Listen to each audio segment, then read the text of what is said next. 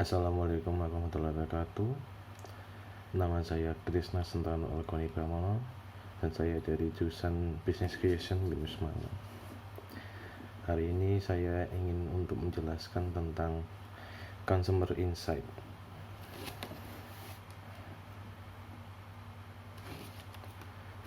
Baik, saya akan mulai. Consumer Insight melansir dari TechTarget, Consumer Insight adalah proses di mana kita memahami bagaimana perilaku, minat, dan pola pikir pelanggan saat membeli produk atau layanan kita. Proses ini juga secara tidak langsung mendapatkan feedback dari konsumen untuk melakukan suatu perkembangan atau inovasi dan mungkin suatu perbaikan terhadap produk atau servismu ke depannya. Melalui Consumer Insight, kamu bisa mengetahui target yang tepat untuk dipasangkan advertising melalui offline ataupun online. Karena sebelumnya sudah mengetahui data-data konsumen seperti apa yang tertarik dengan produk usahamu atau layananmu. Hal ini juga membantu kamu untuk mengontrol masalah keuangan dan mengetahui perkembangan bisnis perusahaanmu.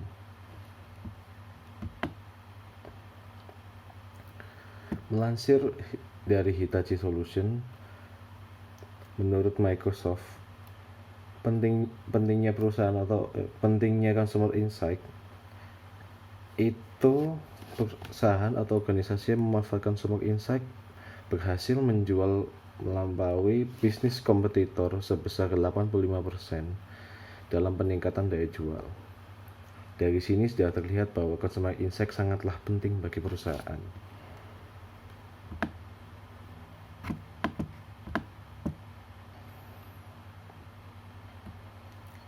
Consumer Insight memiliki 5 unsur penting, yaitu yang pertama mengumpulkan data.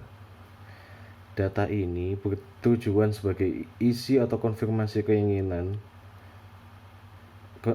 konsumen terhadap produk atau layanan yang dipasarkan, sehingga dapat membantu berkomunikasi dengan baik terhadap pelanggan. Yang kedua yaitu menganalisis data.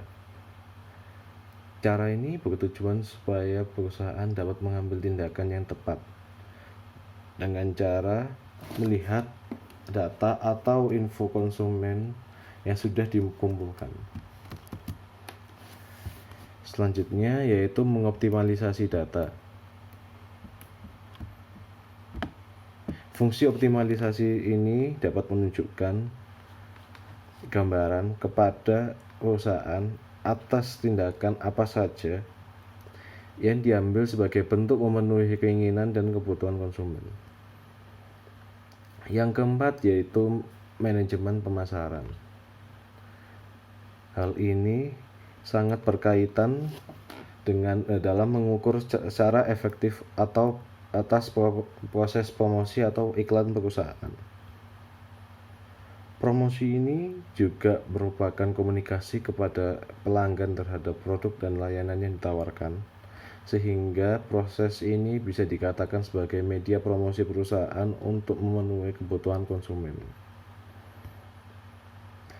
Yang terakhir yaitu personalisasi konsumen. Melalui cara ini, perusahaan dapat memproses modifikasi dan membuat produk tersebut menjadi ciri perusahaan. Namun dengan perubahan tersebut, perusahaan tidak perlu melupakan identitas brand perusahaan walaupun keinginan konsumen dapat terpenuhi.